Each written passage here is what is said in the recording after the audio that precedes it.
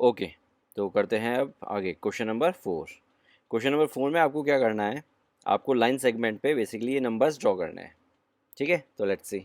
Okay, तो सबसे पहला नंबर है अपने को 3/4 ड्रॉ करना है नंबर लाइन पे। तो देखिए, सबसे पहला काम क्या होता है आपका, सबसे पहला काम ये है, आपको पता करना है कि ये नंबर किन दो इंटीजर्स के बीच में आएगा। ठीक है, 1 या 2 के बीच में आएगा, या 2 या 3 के बीच में आएगा, या -1 या -2 के बीच में आएगा, कहाँ पे आएगा। तो वो कैसे पता करेंगे, वैसे पता करेंगे कि आप सबसे पहले तो डिनोमिनेटर को लिखेंगे। ठीक है, 4 1 ज़ा 4, फिर लिखेंगे 4 2 ज़ा 8, जो भी डिनोमिनेटर है उसकी टेबल एक प्रकार से। ठीक है, अगर यहाँ पे 7 होता तो 7, 7 1 ज़ा 7, 7 2 ज़ा 14, 7 3 ज़ा 21, इस तरह से। ठीक है, इसी तरह से पीछे की तरफ भी आपको लिखना पड़ेगा। कैसे, ये 4 1 ज़ा था तो 4 1 से पहले क्या आएगा, 4 इंटू 0 यानी 0, और उससे पहले 4 इंटू -1 यानी -4। ठीक है, ऐसे एक सफिशियंट रेंज आप लिख लीजिए। उसके बाद क्या कीजिए, इन सबको 4 से डिवाइड कर दीजिए। जो मेरा डिनोमिनेटर था उसी से मैंने सबको डिवाइड कर दिया। क्लियर है। तो ये देखिए, ये तो क्या हो गया, -1। ठीक है, इसको अगर स्टैंडर्ड फॉर्म में लाएंगे, ये क्या हो गया, 0। 4/4 क्या होता है, 1। 8/4 क्या होता है, 2। 12/4 क्या होता है, 3। ठीक है, तो एक तरीके से आप देखेंगे, मैंने 1 2 3 या फिर 0 -1, ये जो मेरे इंटीजर्स हैं, इनको मैंने इस तरह से रैशनल फॉर्म में लिख लिया, जहाँ पे डिनोमिनेटर जो है मेरा वो 4 है। क्यों, क्योंकि जो नंबर मुझे प्लॉट करना है उसका डिनोमिनेटर 4 है। तो इन नंबर्स को मैंने कैसे लिख लिया, ऐसे लिख लिया कि इनका डिनोमिनेटर 4 हो जाए। अब देखिए, अब आपको क्या देखना है, न्यूमरेटर देखना है। न्यूमरेटर मेरा क्या है, 3। तो आपको सिर्फ ये देखना है कि 3 कहाँ पे आएगा। 3 आएगा मेरा 0 से लेके 4 के बीच में। क्लियर है। तो ये जो मेरा 3/4 है वो मेरा 0/4 और 4/4 के बीच में आएगा, यानी 0 और 1 के बीच में आएगा। तो मैंने ये पता कर लिया कि मेरा जो रैशनल नंबर है वो कहाँ पे लाई करेगा। तो अब आते हैं नंबर लाइन पे। नंबर लाइन पे सबसे पहले आपने क्या ड्रॉ कर दिया, 0, फिर क्या ड्रॉ कर दिया, 1, फिर 2, और फिर इधर -1। ठीक है, मुझे मालूम है कि मेरा जो नंबर है 3/4 वो यहाँ से लेके यहाँ पे कहीं पे बीच में आएगा। ठीक है, अभी मैंने निकाला। तो अब एक चीज़ देखिए, इस 0 को क्या लिख सकता हूँ मैं 0 को 0/4 लिख सकता हूँ, और 1 को क्या लिख सकता हूँ मैं 1 को 4/4 लिख सकता हूँ।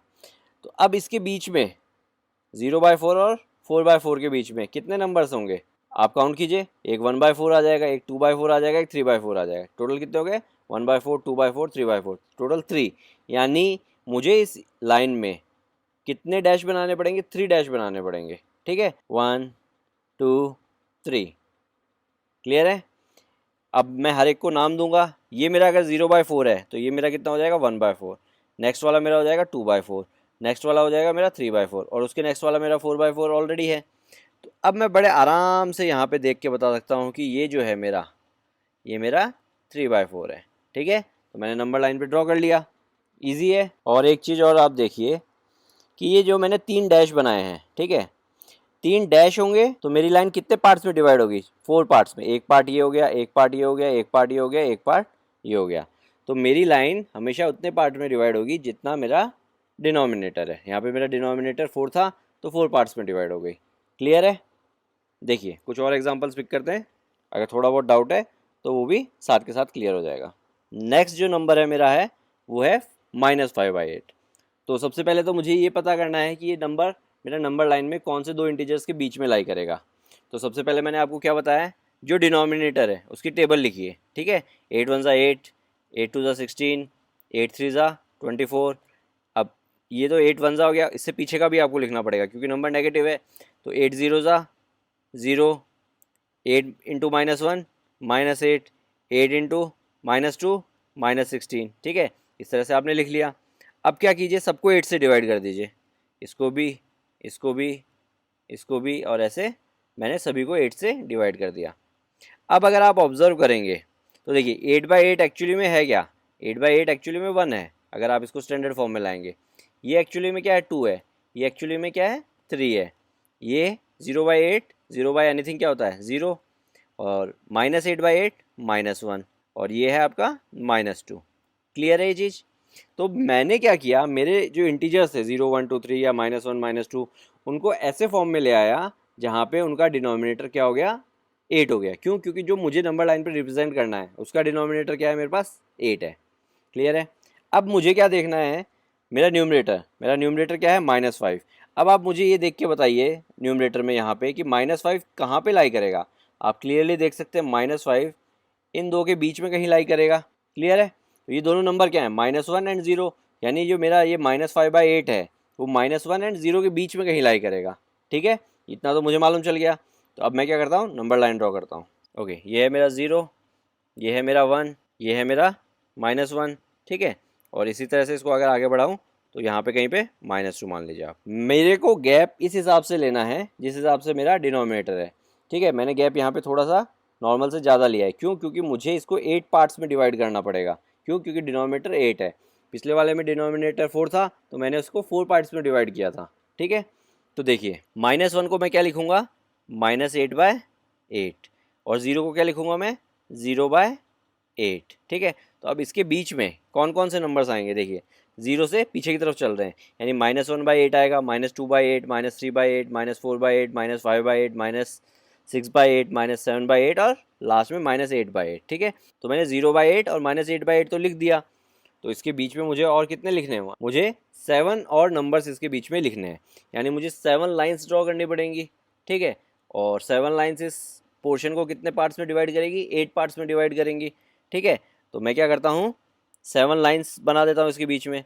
तो सबसे पहले मैं एक सेंटर लाइन बनाता हूँ, तो एक तो ये हो गई, और 3 इसके इस तरफ बना देता हूँ। ठीक है, और 3 इसके इस तरफ बना देता हूँ। तो टोटल कितनी हो गई, 7 हो गई। एक चीज़ देखिए, ये वाला तो मेरा है -1/8। ठीक है, ये है मेरा -2/8, ये वाला है मेरा -3/8, ये है मेरा -4/8, ये है मेरा -5/8, ये है मेरा -6/8, और ये है मेरा -7/8। क्लियर है, और इससे इधर -8/8 मैं ऑलरेडी लिख चुका हूँ। तो मुझे क्या मार्क करना है, मुझे -5/8 मार्क करना है। तो मेरा -5/8 कहाँ पे है, ये रहा। क्लियर है, -5/8। तो मैंने बड़े आसानी से नंबर लाइन पे मार्क कर दिया। क्लियर है, ओके। 2 और पार्ट बचे वो भी करते हैं, तो अगर फिर भी अभी भी कोई डाउट है तो उसके साथ वो भी क्लियर हो जाएंगे। अब मुझे क्या रिप्रेजेंट करना है, -7/4 रिप्रेजेंट करना है। ठीक है, नंबर नेगेटिव है, तो देखिए आपको वही करना है। सबसे पहले 4 की टेबल लिख लीजिए, 4 1 ज़ा 4, 4 2 ज़ा 8, और नेगेटिव की तरफ भी लिखने पड़ेंगे। क्यों? क्योंकि नंबर नेगेटिव है। तो देखिए 4 0 ज़ा 0, 4 इंटू -1 -4, 4 इंटू -2 -8। ठीक है, अब इन सबको 4 से डिवाइड कर दीजिए। तो इन सबको मैंने 4 से डिवाइड कर दिया। अब देखिए नंबर्स क्या बन रहे हैं, नंबर्स एक्चुअली में जो बन रहे हैं ये तो है -2, ये है -1, ये है 0, ये है 1, और ये है 2। क्लियर हो गया। अब न्यूमरेटर देखिए -7। अब देखिए -7 कहाँ पे लाई करेगा, आप क्लियरली देख सकते हैं -7 इन दो के बीच में लाई करेगा, यानी मेरा नंबर कहाँ पे लाई करेगा, मेरा नंबर -2 और -1 के बीच में लाई करेगा। ठीक है, समझ में आ गया, मैंने बड़े इजीली फाइंड कर लिया। अब मैं क्या करूँगा, नंबर लाइन बनाऊँगा। नंबर लाइन पे क्योंकि मेरा -1 और -2 पे लाई करेगा, तो मैं नंबर लाइन को नेगेटिव की तरफ ज़्यादा बनाऊँगा। ठीक है, ये मेरा 0 है, ये मेरा 1 है। ठीक है, ये मेरा -1 है, ये मेरा -2 है, और गैप मैं इस हिसाब से दूंगा कि मुझे इसको 4 पार्ट्स में डिवाइड करना है।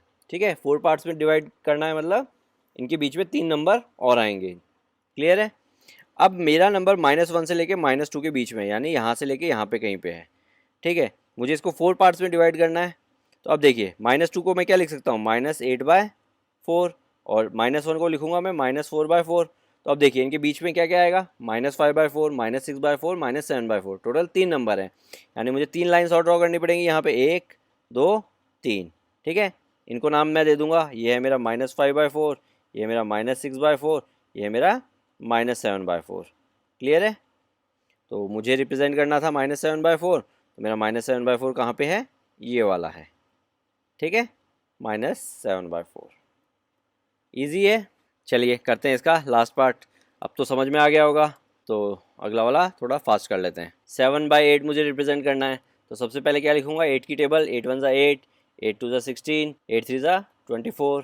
ठीक है, और 8 0 ज़ा 0, सबको 8 से डिवाइड कर दूंगा, ये 8। अब जब सबको 8 से डिवाइड कर दिया तो नंबर्स देखिए क्या बन रहे हैं, 0/8 क्या होता है 0, 8/8 क्या होता है 1, 16/8 क्या होता है 2, और ये कितना है 3। अब न्यूमरेटर देखिए 7, 7 कहाँ पे लाई कर रहा है वो देखिए, 7 इन दो के बीच में कहीं पे लाई करेगा, तो मेरा नंबर कहाँ पे लाई करेगा, 0 और 1 के बीच में लाई करेगा। ठीक है, बड़े इजीली मैंने फाइंड कर लिया। अब क्या करते हैं, नंबर लाइन ड्रॉ करते हैं फटाफट। 0 और 1 के बीच में लाई करेगा, तो मैं क्या करता हूँ, यहाँ पे 0 बना देता हूँ। ठीक है, और यहाँ पे कहीं पे 1 बना देता हूँ और यहाँ पे कहीं पे 2 बना देता हूँ। क्लियर है। अब मैंने गैप थोड़ा सा ज़्यादा रखा क्योंकि मुझे इसको 8 पार्ट्स में डिवाइड करना है। क्यों? क्योंकि मेरा डिनोमिनेटर 8 है। तो देखिए कैसे, 0 को मैं क्या लिख सकता हूँ, 0 को मैं लिखूँगा 0/8 और 1 को लिखूँगा मैं 8/8। अब देखिए इनके बीच में क्या क्या आएगा, एक 1/8 आएगा, एक 2/8 आएगा, एक 3/8 आएगा, एक 4/8 आएगा, 5/8 आएगा, 6/8 आएगा, 7/8 आएगा। टोटल 7 नंबर्स आएंगे। तो मुझे 7 लाइन्स ड्रॉ करनी पड़ेंगी जो 7 नंबर्स को रिप्रेजेंट कर सके। ठीक है, तो एक तो सेंटर में ड्रॉ कर देता हूँ, 3 इसके इस तरफ ड्रॉ कर देता हूँ और 3 इसके राइट साइड में ड्रॉ कर देता हूँ। तो टोटल 7 लाइन्स हो गई। तो देखिए हर एक लाइन एक नंबर को रिप्रेजेंट कर रही है। तो ये क्या रिप्रेजेंट कर रही है, 1/8, सेकेंड वाली 2/8, ये 3/8, ये 4/8, ये 5/8, ये 6/8 और ये 7/8 और नेक्स्ट 8/8 है ऑलरेडी। तो मुझे क्या रिप्रेजेंट करना था, 7/8। तो ये है मेरा पॉइंट 7/8। क्लियर है। तो इस तरह से मैंने जो चारों नंबर थे वो नंबर लाइन पे आपको ड्रॉ करके बता दिए। होपफुली अब नंबर लाइन पे ड्रॉ करने में तो आप कहीं नहीं अटकेंगे। ओके, अब पिक करते हैं क्वेश्चन नंबर 5। क्वेश्चन नंबर 5 में देखिए, क्वेश्चन नंबर 5 में आपको नंबर लाइन पे कुछ पॉइंट्स दिए हुए हैं। ठीक है, तो आपको बताना है कि कौन से रैशनल नंबर को वो रिप्रेजेंट करते हैं। क्लियर है। अब एक चीज़ देखिए, जो ये मार्क्स किए हुए SRT -1 और -2 के बीच में, ये सारे इक्वल हैं। क्यों? क्योंकि TR = RS = SU, ये मुझे गिवन है। सिमिलरली जो पॉइंट P और Q मार्क किए हुए हैं वो भी तीनों पार्ट्स इक्वल हैं। क्यों? क्योंकि AP = PQ = Q भी दिया हुआ है। यहाँ तक क्लियर है। अब एक चीज़ देखिए, जब अपन नंबर लाइन ड्रॉ कर रहे थे, ठीक है, तो मैंने आपको बताया था कि मुझे अगर 8 पार्ट्स में डिवाइड करना है तो बीच में 7 नंबर्स आएंगे। अगर मुझे 4 पार्ट्स में डिवाइड करना है तो बीच में 3 नंबर्स आएंगे। ठीक है, जहाँ पे देखिए 4 डिनोमिनेटर था वहाँ पे अपन ने बीच में 3 नंबर लिखे थे तो वो 4 पार्ट में डिवाइड हुआ था। अब एक चीज़ देखिए, यहाँ पे बीच में 2 नंबर हैं तो ये 3 पार्ट में डिवाइड होगा। अब 3 पार्ट में डिवाइड होगा तो डिनोमिनेटर क्या रखना है मुझे, डिनोमिनेटर मुझे 3 रखना है। सिमिलरली यहाँ पे भी 2 और 3 के बीच में 2 रैशनल नंबर हैं तो 2 रैशनल नंबर इस लाइन को 3 पार्ट में डिवाइड कर रहे हैं तो डिनोमिनेटर में क्या रखूँगा, 3 रखूँगा। यानी मैं नंबर्स को इस तरह से रिप्रेजेंट करूँगा कि मेरा डिनोमिनेटर 3 रहे। क्लियर है। तो अब एक चीज़ देखिए, -2 का मुझे डिनोमिनेटर 3 बनाना है तो -2 एक्चुअली में क्या है, -2/1। डिनोमिनेटर अगर मुझे 3 बनाना है तो इसको मैं क्या करूँ, 3/3 से मल्टीप्लाई कर दूँ। क्यों? क्योंकि देखिए 3/3 क्या होता है, 1। तो अगर किसी को भी 1 से मल्टीप्लाई करते हैं तो कोई फ़र्क नहीं पड़ता। देखिए ये इससे मल्टीप्लाई होगा, ये इससे मल्टीप्लाई होगा, तो हो गया -6/3। तो अगर आप इसको -6/3 को स्टैंडर्ड फॉर्म में लाएंगे तो आपको वापस क्या मिलेगा, -2 मिलेगा। क्लियर है। तो मैं -2 की जगह क्या लिखता हूँ, -6/3। ये चीज़ समझ में आई। अब देखिए यहाँ पे क्या है, -1। अगेन -1 को भी क्या करना है मुझे, डिनोमिनेटर 3 बनाना है तो क्या करूँ, 3/3 से मल्टीप्लाई कर दूँ। तो देखिए ये क्या हो जाएगा, -3/3। तो -1 को मैं कैसे लिख सकता हूँ, -3/3। क्लियर है ये चीज़। अब आपका काम बड़ा आसान हो गया। कैसे, देखिए -3/3 ये है और -6/3 ये है तो इसके बीच में क्या आएगा, एक तो -4/3 आएगा और एक -5/3 आएगा। 2 नंबर्स आएंगे और वो 2 नंबर्स ऑलरेडी अपने पास हैं। तो R को क्या बोल सकता हूँ मैं, -4/3 और S को क्या बोल सकता हूँ मैं, -5/3। क्लियर है। तो अब इनकी वैल्यूज़ मैं यहाँ पे रिप्रेजेंट कर सकता हूँ। देखिए R मेरा कहाँ पे है, ये है। R को मैं बोलूँगा -4/3। क्लियर है। S को मैं बोलूँगा -5/3। ठीक है। और क्या बचा, U एंड T। तो U एंड T, U तो आपका ऑलरेडी -2 है। ठीक है, तो आप इसको -2 ही रहने दीजिए और T आपका क्या है, -1। तो इसको भी आप -1 रहने दीजिए। ये जो अपन ने डिनोमिनेटर वाले फॉर्म में लिखा है, ठीक है, ये तो अपन ने S और R की वैल्यू निकालने के लिए लिखा है। और अगर आप इस तरह से भी लिखते हैं, अगर सपोज कीजिए आप U को -6/3 लिखते हैं तो एट द एंड वो है क्या, वो एट द एंड -2 ही है। ठीक है, तो आप किसी भी नंबर को उसके स्टैंडर्ड फॉर्म में लिखिए। अब -4/3 ये तो आगे कट नहीं सकता तो ये -4/3 रहेगा, बट -6/3 अगर मैं लिखता हूँ तो वो कट के क्या बन जाएगा, -2 बन जाएगा। तो मैंने U को -2 लिख दिया और वैसे ही T को मैंने -1 रख दिया। क्लियर है। अब आते हैं A, P एंड Q पे। तो अगेन मुझे वही करना है, मुझे 2 एंड 3 को कैसे रिप्रेजेंट करना है, विथ डिनोमिनेटर 3। तो देखिए 2/1 डिनोमिनेटर 3 बनाना है तो 3/3 से मल्टीप्लाई कर दो तो कितना आ जाएगा, 6/3। तो मैंने 2 को क्या लिख दिया, मैंने 6/3 लिख दिया। क्लियर है। तो देखिए 6/3 को अगर आप स्टैंडर्ड फॉर्म में लाओगे तो आपको 2 ही मिलेगा। अब 3 को मुझे डिनोमिनेटर 3 बनाना है तो 3 क्या है, 3/1। तो 3/3 से मल्टीप्लाई कर दूँ तो कितना आ जाएगा, 9/3। तो 9/3 क्या होता है, एक्चुअली में 3 है तो इसको मैंने कैसे लिख दिया, 9/3 लिख दिया। ठीक है, अब मैंने ऐसा क्यों किया वो समझिए। काफ़ी बच्चों को तो समझ में आ गया होगा, बट जिनको नहीं आया वो देखिए। अब 6/3 और 9/3 के बीच में कितने नंबर आएंगे, देखिए एक तो 7/3 आएगा, एक 8/3 आएगा, और मेरे को यहाँ पे बीच में कितने नंबर रिप्रेजेंट करने हैं, 2 ही नंबर रिप्रेजेंट करने हैं। तो इसको मैं बोल सकता हूँ 7/3, इसको मैं बोल सकता हूँ 8/3। तो मेरे को पी और क्यू की वैल्यू भी मिल गई। पी मेरा है 7/3 और क्यू है मेरा 8/3। ठीक है, और ए तो मैं क्लियरली बता सकता हूँ 2 है, और बी मेरा है 3। तो मैंने सभी की वैल्यू निकाल के लिख दिया। क्लियर है ये चीज़? तो मैंने तो सब लिख दिया, बट क्वेश्चन में मुझे सिर्फ P Q R and S पूछा था। ठीक है, तो आप देख लीजिए, एक तो पी पूछा था आपसे, एक क्यू पूछा था, एक आर पूछा था और एक एस पूछा था। ठीक है, यानी ये टॉप वाले 4 पूछे थे। और वैसे भी ये तो सिंपल इंटीजर्स हैं, तो ये तो आप वैसे भी डायरेक्टली लिख सकते थे, तो आपको बीच वाले रैशनल नंबर से पूछे थे, तो ये आप लिख देंगे बड़े आराम से। ओके, तो पिक करते हैं क्वेश्चन नंबर 6। अब देखिए क्वेश्चन नंबर 6 में बोल रहा है कि which of the following represent the same rational number. तो मुझे जस्ट ये इतना बताना है कि कौन से दो इक्वल हैं। अगर मुझे ये बताना होता कि कौन सा बड़ा है या कौन सा छोटा है, ठीक है, तो मैं क्या करता, मैं सबके डिनोमिनेटर सेम करता और फिर न्यूमरेटर से कंपेयर करता कि कौन सा बड़ा है कौन सा छोटा है। बट मुझे कौन सा बड़ा है कौन सा छोटा है वो नहीं बताना, मुझे सिर्फ ये बताना है कि वो इक्वल है कि इक्वल नहीं है। तो उसके लिए सबसे बेस्ट तरीका होता है उसको उसके स्टैंडर्ड फॉर्म में ले आइए। अगर कोई दो नंबर इक्वल हैं तो उनका स्टैंडर्ड फॉर्म भी इक्वल होगा, और अगर कोई दो नंबर इक्वल नहीं है तो उनका स्टैंडर्ड फॉर्म भी इक्वल नहीं होगा। क्लियर है? तो देखिए -7/21, तो देखिए 7 से 21 जाएगा, तो आपके पास कितना बचेगा, -1/3। अब इसको देखिए 3/9, तो 3 1 ज़ा 3, 3 3 ज़ा 9, तो ये क्या आ गया 1/3। अब देखिए ये तो पॉजिटिव है ये नेगेटिव है, तो क्या इक्वल हो सकते हैं, इक्वल नहीं हो सकते।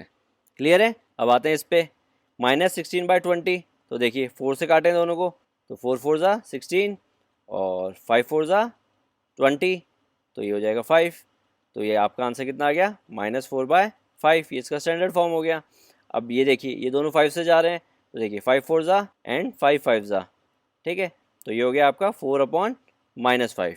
अब एक चीज़ मैंने आपको बताई थी कि जो नेगेटिव साइन है चाहे वो ऊपर हो चाहे वो नीचे हो उससे कोई फ़र्क नहीं पड़ता, तो नीचे है उसको अपन ऊपर ले जा सकते हैं। तो 4/-5 को मैं क्या लिख सकता हूँ, -4/5।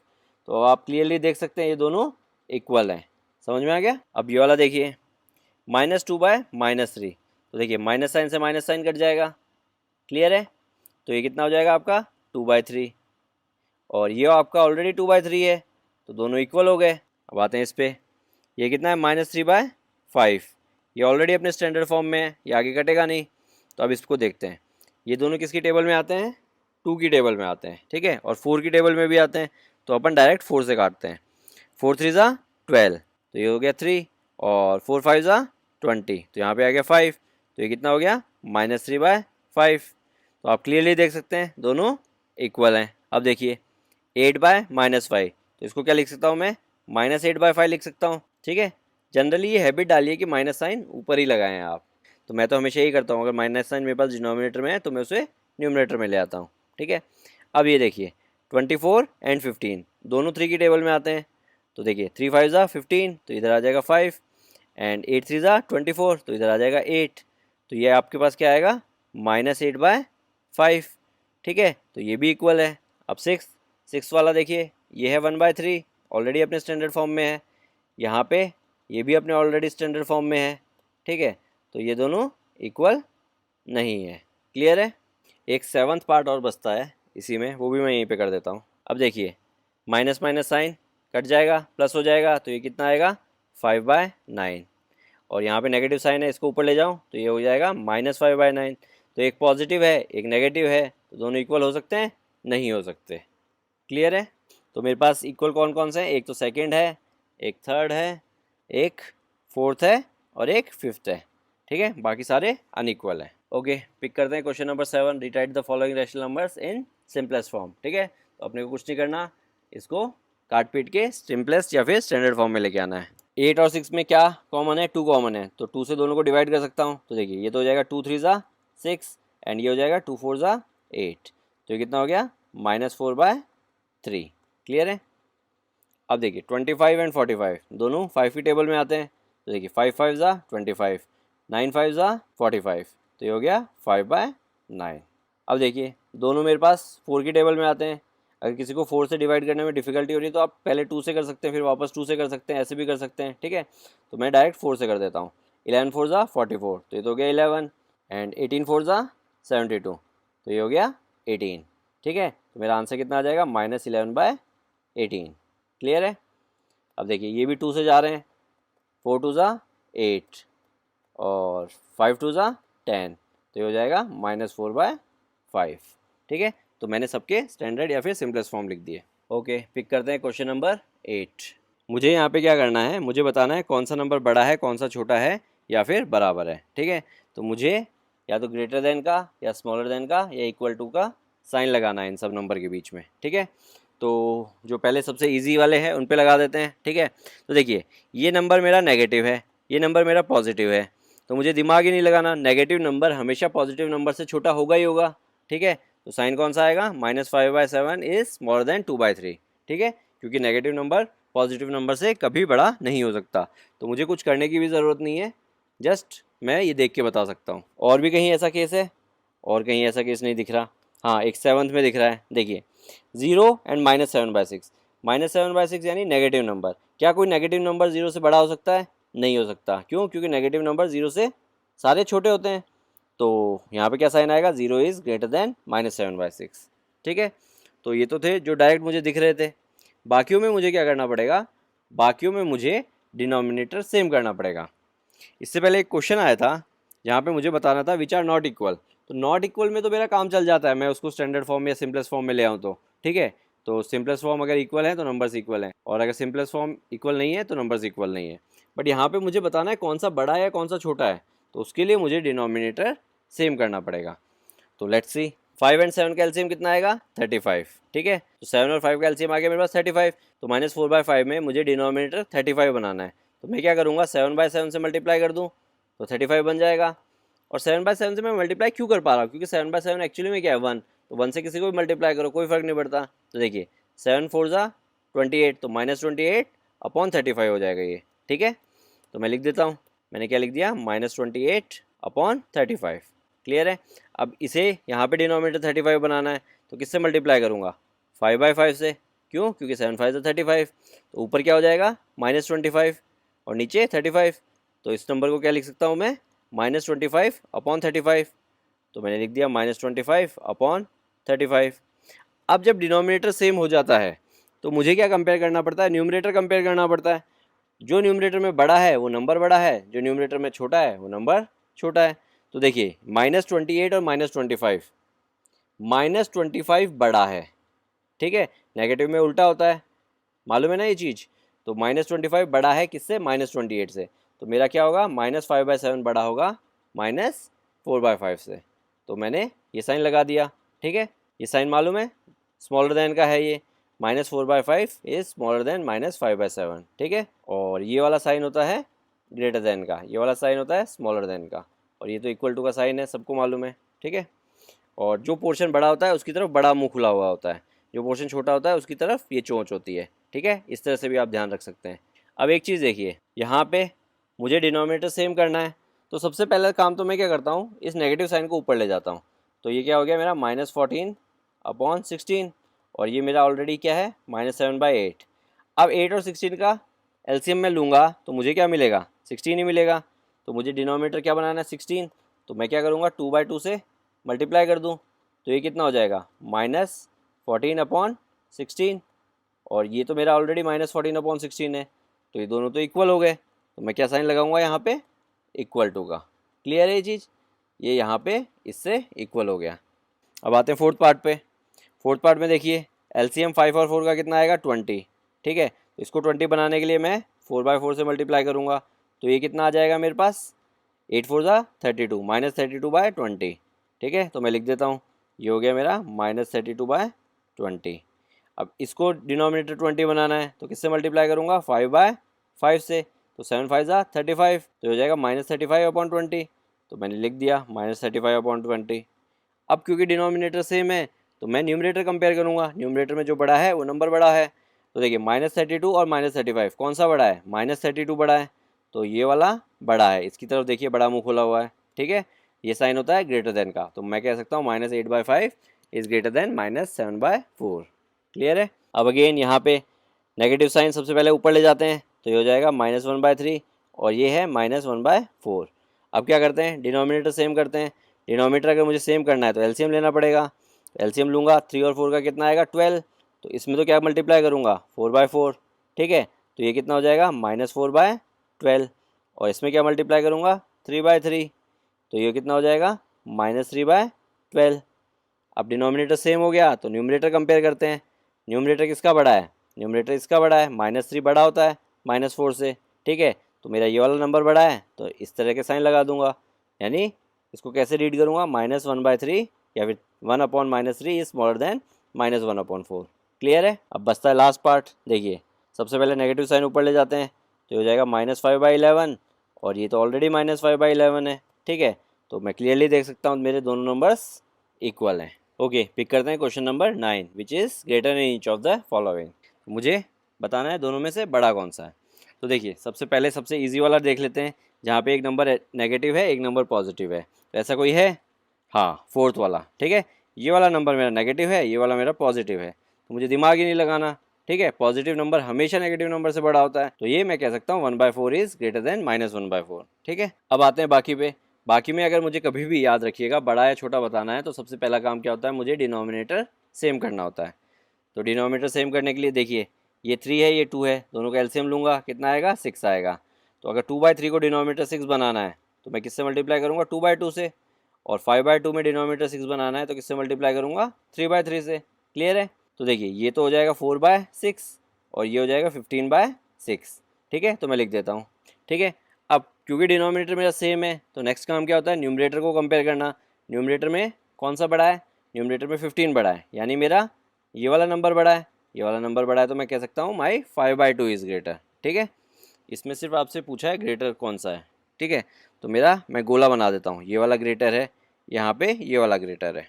अब इसमें आते हैं, इसमें देखिए 6 और 3 एलसीएम क्या आएगा 6, तो 6 एलसीएम आएगा, तो यहाँ पे तो ऑलरेडी 6 है, इसको 6 बनाने के लिए क्या करना पड़ेगा 2/2 से मल्टीप्लाई। तो देखिए -4 × 2 -8, 3 × 2 6, यानी -8/6 हो जाएगा ये।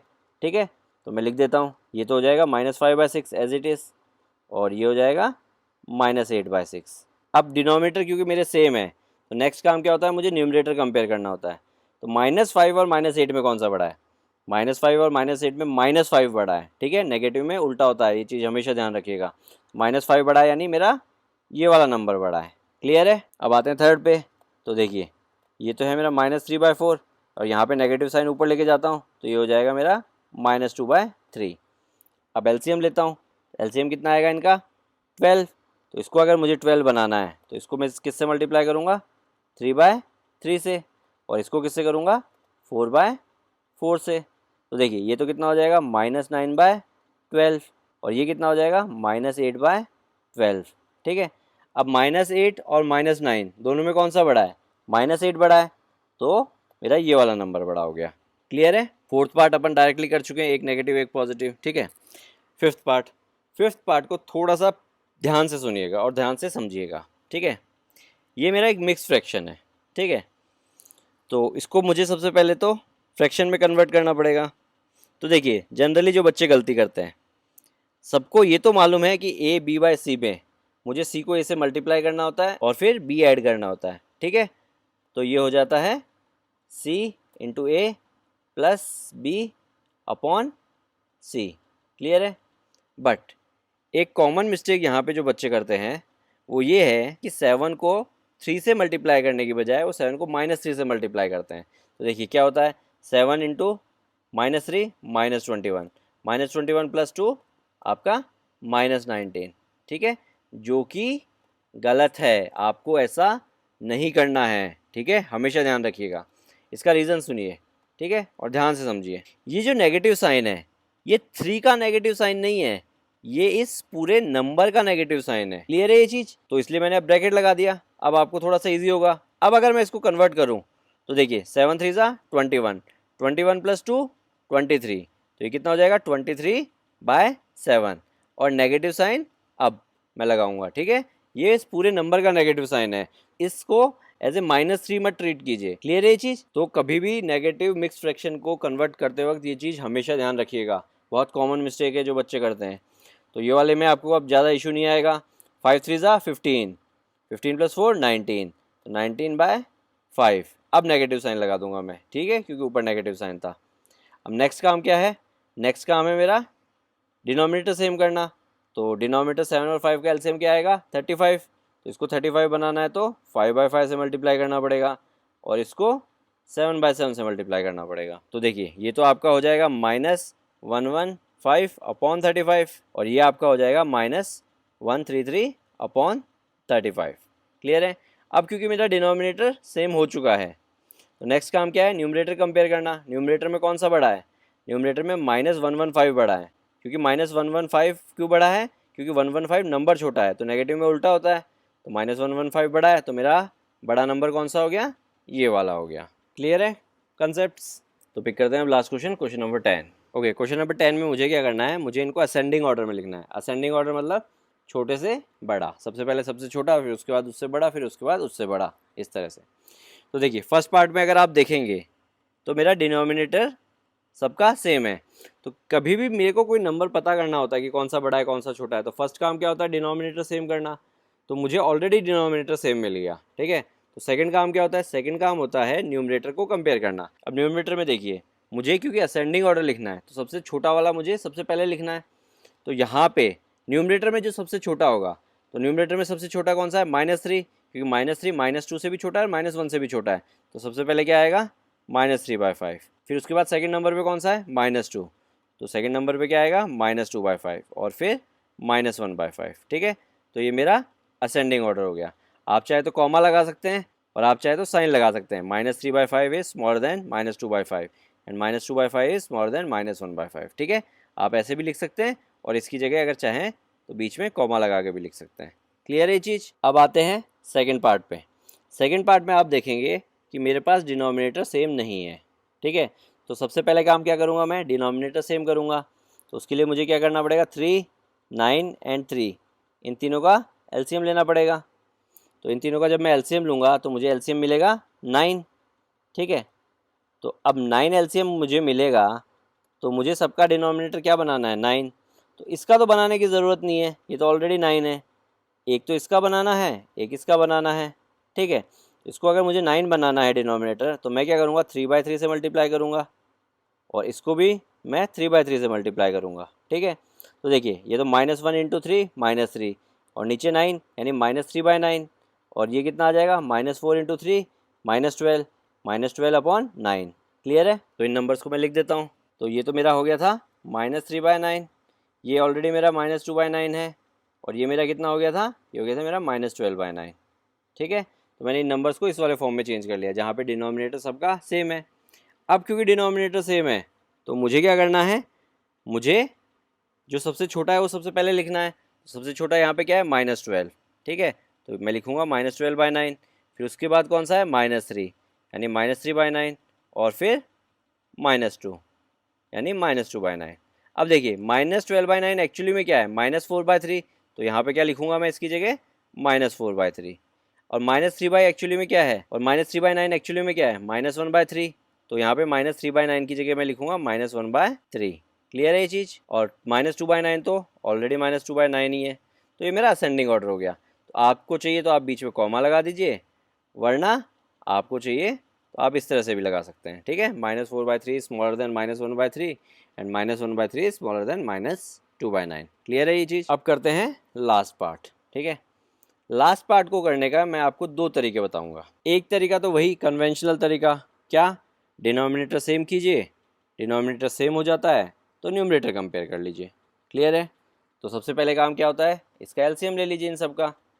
एलसीएम कितना आएगा इन सबका? एलसीएम आएगा इनका 28। तो सभी को मुझे क्या बनाना पड़ेगा? 28। तो देखिए -3/7 इसको 28 बनाना है तो मैं 4/4 से मल्टीप्लाई करूँगा। -3/2 इसको 28 बनाना है तो मैं 14/14 से मल्टीप्लाई करूँगा, ठीक है। और -3/4 इसको अगर 28 बनाना है तो मैं 7/7 से मल्टीप्लाई करूँगा। क्लियर है? तो ये तो मेरा कितना हो जाएगा? -12/28। ये हो जाएगा मेरा -42/28 और ये हो जाएगा मेरा -21/28। ठीक है, फिर नेक्स्ट काम ये होता है कि मुझे जो सबसे छोटा न्यूमरेटर है उसको सबसे पहले लिखना है। तो सबसे छोटा न्यूमरेटर कितना है, -42, तो हो जाएगा -42/28। फिर है -21, तो हो जाएगा -21/28। ठीक है, और फिर है -12/28। क्लियर है। अब नंबर्स को ओरिजिनल फॉर्म में लिख देता हूँ। ओरिजिनल फॉर्म में देखिए, -42/28 किसको रिप्रेजेंट कर रहा है, -3/2 को, तो -3/2 लिख दिया मैंने इसकी जगह। क्लियर है। -21/28 किसको रिप्रेजेंट कर रहा है, -3/4 को, तो इसकी जगह मैंने -3/4 लिख दिया। और बचा कौन सा, -3/7, जो कि है -12/28। क्लियर है। तो ये मेरा असेंडिंग फॉर्म आ गया। क्लियर है। -3/2 सबसे छोटा है, उसके बाद -3/4, उसके बाद -3/7। तो ये तो हुआ एक तरीका। तो अब देखते हैं दूसरा तरीका। दूसरा तरीका थोड़ा सा ध्यान से समझिएगा, उसके लिए मैं बाकी सारा रब कर देता हूँ एक बार। ओके, यहाँ पे आप थर्ड पार्ट में अगर देखेंगे तो यहाँ पे मुझे न्यूमरेटर सबके सेम मिल रहे हैं। तो अभी तक मैंने क्या सीखा था, अगर मुझे नंबर बड़ा या छोटा बनाना है तो मुझे डिनोमिनेटर सेम करने पड़ते थे। ठीक है, फिर मैं न्यूमरेटर कंपेयर कर लेता था। बट एक और तरीका होता है। ठीक है, वो क्या होता है, अगर बाई चांस आपके पास न्यूमरेटर सेम है, ठीक है, तो आपको डिनोमिनेटर सेम करने की ज़रूरत नहीं है। आप उससे ही उसको देख के बता सकते हैं कि नंबर छोटा होगा कि बड़ा होगा। ठीक है, इसको देखिए, समझिए। सपोज़ कीजिए मेरे पास 10 है और यहाँ पे भी मेरे पास 10 है। ठीक है, एक तरफ मैं 10 को 2 से डिवाइड करता हूँ, एक तरफ मैंने 10 को 5 से डिवाइड किया। तो ये तो मेरा कितना आया, ये आया मेरा 5, और ये मेरा कितना आया, 10/5 2 आया। तो मेरा कौन सा बड़ा है, मेरा ये वाला बड़ा है। अब इस चीज़ को देखिए, यहाँ पे इन दो नंबर्स को कंपेयर कीजिए। यहाँ पे भी क्या था, न्यूमरेटर सेम था, यहाँ पे भी 10 है, यहाँ पे भी 10 है, नीचे डिनोमिनेटर अलग है। ठीक है, तो जिसका डिनोमिनेटर छोटा है वो नंबर बड़ा हो गया। तो डिनोमिनेटर किसका छोटा था, डिनोमिनेटर फर्स्ट वाले का छोटा था, 2 है, यहाँ पे 5 है, तो ये वाला पोर्शन बड़ा हो गया। क्यों, क्योंकि 5 इज ग्रेटर देन 2। तो एक चीज़ तो आपको समझ में आ गई कि अगर न्यूमरेटर मेरे सारे इक्वल हैं तो मैं डिनोमिनेटर चेक करूँगा। डिनोमिनेटर में भी क्या चेक करूँगा, जहाँ पे मेरा डिनोमिनेटर छोटा है वो नंबर मेरा बड़ा हो जाएगा, और जहाँ पे डिनोमिनेटर मेरा बड़ा है वो नंबर मेरा छोटा हो जाएगा। ठीक है, एक और चीज़, यहाँ पे तो पॉजिटिव साइन थे, ऊपर वाले में नेगेटिव साइन है। ठीक है, तो ये देखिए कैसे गेम चेंज करते हैं। अब अगर मैं इसको लिख दूँ -10/2 और इसको लिख दूँ मैं -10/5। ठीक है, तो देखिए -10/2 कितना हो जाएगा, -5, और -10/5 कितना हो जाएगा, -2। अब बताइए -5 और -2 में कौन सा बड़ा है, तो काम उल्टा हो गया। उल्टा कैसे हो गया, क्योंकि -2 मेरा बड़ा है। तो इस चीज़ को समझने के लिए, सेम रूल अप्लाई करने के लिए आप क्या कर सकते हो, आप ये कर सकते हो कि जो ऊपर डिनोमिनेटर है उसको पॉजिटिव रखिए, नेगेटिव वाली साइन नीचे ले आइए, तो नेगेटिव साइन वाला मैं नीचे ले आया। ठीक है, तो अब वो सेम रूल अप्लाई कर सकते हो। कैसे, मेरे न्यूमरेटर सेम है, तो मेरा क्या काम है, जो मेरा डिनोमिनेटर छोटा है तो मेरा वो नंबर बड़ा है, और जो मेरा डिनोमिनेटर बड़ा है वो मेरा नंबर छोटा है। तो यहाँ पे देखिए डिनोमिनेटर में -2 और -5 में कौन सा बड़ा है, ये वाला तो ग्रेटर है क्योंकि -2 बड़ा है, ये वाला स्मॉलर है। तो जब ये वाला ग्रेटर है तो इसका नंबर स्मॉल होगा, इसका नंबर क्या है, -5, इसका नंबर क्या है, -2, तो ये वाला स्मॉल होगा इस वाले से। क्लियर हुआ, नेगेटिव साइन के कारण क्या इम्पैक्ट आया। ठीक है, और पॉजिटिव साइन होगा तो कैसे करेंगे आप। तो अब यहाँ पे भी अपन सेम चीज़ अप्लाई करेंगे। सबसे पहले नेगेटिव साइन नीचे ले आते हैं, तो 3 -7, 3/-2 और 3/-4। ठीक है, अब मुझे कुछ नहीं करना, मेरे सारे न्यूमरेटर सेम है और पॉजिटिव हैं, तो मुझे जस्ट डिनोमिनेटर कंपेयर करने हैं। ठीक है, जो डिनोमिनेटर बड़ा है वो नंबर सबसे छोटा होगा। तो अब देखिए यहाँ पे सबसे बड़ा कौन सा है डिनोमिनेटर, सबसे बड़ा डिनोमिनेटर क्या है, -2। ठीक है, तो एक चीज़ देखिए, जब भी आप किसी डिनोमिनेटर को ज़्यादा बड़े नंबर से डिवाइड करेंगे तो वो उतना ही छोटा होता जाएगा। तो यहाँ पे मेरा -2 सबसे बड़ा है, तो ये नंबर मेरा क्या हो जाएगा, सबसे छोटा। तो सबसे छोटा है तो इधर लिख देता हूँ। इसके बाद कौन सा है, -4। ठीक है, तो इसके बाद मैं लिख देता हूँ 3/-4, और उसके बाद आता है, क्योंकि -7 मेरा सबसे छोटा है, तो 3/-7। ठीक है, अब इनको इनके एक्चुअल फॉर्म में ले आता हूँ। ये तो है -3/2 और ये है -3/4। ठीक है, और ये है -3/7। क्लियर है, तो ये मेरा हो गया असेंडिंग ऑर्डर। ठीक है, असेंडिंग ऑर्डर वही आया है मेरा जो मेरा डिनोमिनेटर सेम करने के बाद आया था। बस ये मैंने एक आपको दूसरा तरीका बताया। ठीक है, तो जिन बच्चों को ये तरीका समझ में आया और अच्छा लगा वो ये यूज़ कर सकते हैं, जिनको ये थोड़ा सा डिफ़िकल्ट या कॉम्प्लेक्स लग रहा है वो पहला वाला भी यूज़ कर सकते हैं, उसमें कोई गलत नहीं है, ठीक है। बट मैथ्स में नई नई चीज़ें, नए नए कंसेप्ट समझते रहना चाहिए। जितना आप समझेंगे मैथ्स से, जितना आप फ्रेंडली रहेंगे, मैथ्स आपके लिए उतनी ही अच्छी रहेगी। तो इसी के साथ अपनी एक्सरसाइज फिनिश होती है, ठीक है। और एक रिक्वेस्ट और है सभी बच्चों से कि प्लीज़ अपने आप को एनसीईआरटी तक लिमिटेड मत रखिए, एक्स्ट्रा बुक से प्रैक्टिस कीजिए, ठीक है। और कहीं पे भी कोई भी डाउट आता है तो don't hesitate, just give us a call and we will try to help you out. Okay. Ramyo Mentoring. Make a difference. Hereby students can contact us for group and individual mentoring sessions. Our location is mentioned in video description. Others can contact us for online classes, online doubt clearing sessions, and for other online videos which are not publicly available on YouTube. Thank you.